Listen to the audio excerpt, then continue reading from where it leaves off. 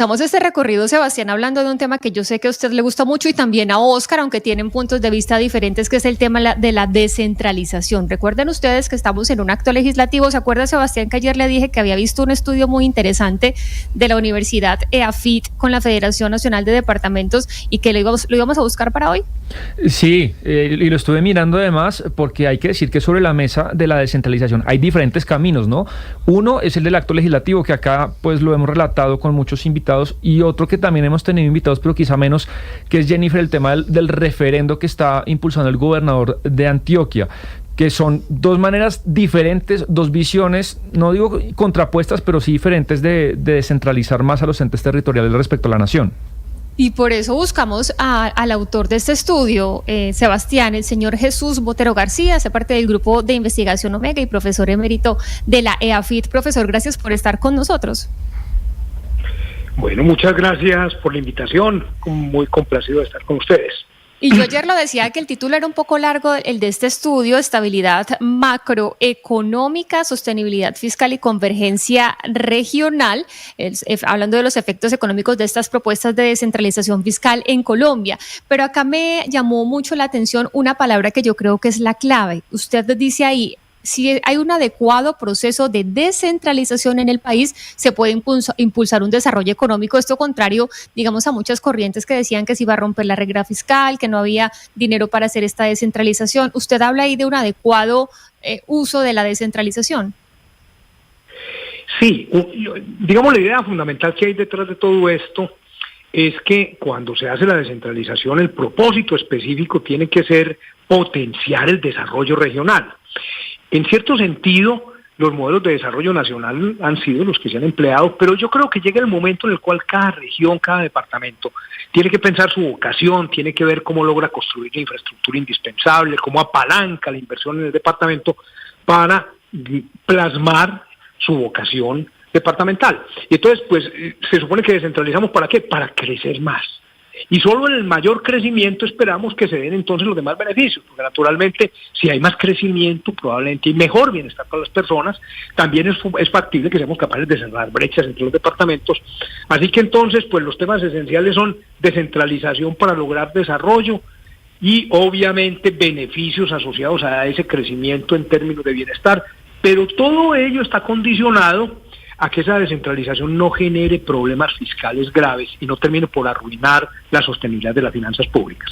En otras palabras, si yo cojo cualquier dinero, vamos a ver 40 billones de pesos, por efectos, digamos, del aumento del sistema general de participaciones, se los traslado a los departamentos, pues tengo que trasladarles también las competencias adecuadas, porque no puedo trasladarles la renta y dejar en el gobierno central el gasto, porque entonces el gobierno central se volvería insostenible.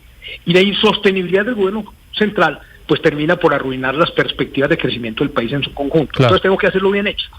Una descentralización que propicie el desarrollo regional, pero que mantenga la sostenibilidad fiscal del país. Profesor Botero, pareciera que hay un consenso muy grande en que hay que descentralizar más el país, que esa promesa del 91 acaba incumplida, pero como lo decía yo al principio, pues hay cierto debate en los métodos y en el cómo. Y quiero que me dé su opinión. A mí me parece que las dos propuestas que hay, tanto el referendo enarbolado por el gobernador de Antioquia, que ya tiene las firmas, como el acto legislativo que se aprobó en el Congreso, en algún sentido pareciera incompatible y lo que hay que escoger es o lo uno o lo otro. ¿O usted qué opina? Yo creo que tienen alcance distinto. A ver, un poquito el acto legislativo surge, yo creo que de la angustia que en el país se produjo por el hecho de que con las fórmulas de cálculo de la participación que tiene el Sistema Nacional de Participación en los ingresos corrientes de la nación, se llegó a un nivel muy bajo, como 20%.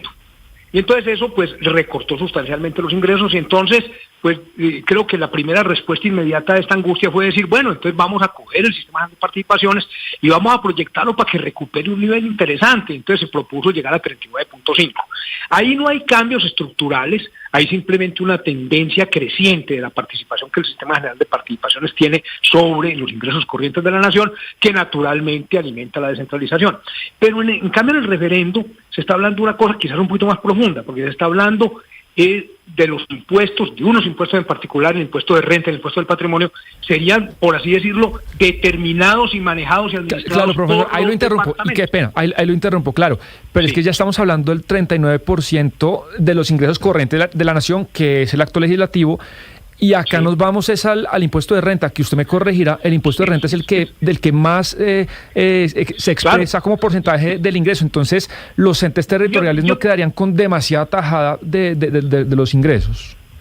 Vamos, si se tiene las dos. Entonces, pues tendría que reemplazarse el sistema de participaciones por la reasignación de la renta. A ver, lo que es insostenible es que tengas renta en los departamentos y además un sistema general de participaciones sobre las demás rentas. Yo creo que en esto tenemos que tomar una decisión clara como país, pero cifras redondas, digámosle, el sistema general de participaciones puede ser del orden del año pasado, pudo haber sido de 60, 70 billones de pesos. Con el aumento de la participación se llegaría a unos 40, 50 billones más. Con el cambio del sistema por renta, pues se podría llegar a unos 80 billones más, para dar cifras redondas. Entonces, pues lo que en principio pensaría es que si reasignamos hacia los departamentos los impuestos de renta y de patrimonio, pues eso debería reemplazar el sistema general de participaciones y con eso tendrían los departamentos probablemente una fuente de rentas importante que les permitiría hacer desarrollo productivo. Digamos, la diferencia esencial es que el sistema de participaciones resuelve el problema de la baja asignación de recursos al departamento.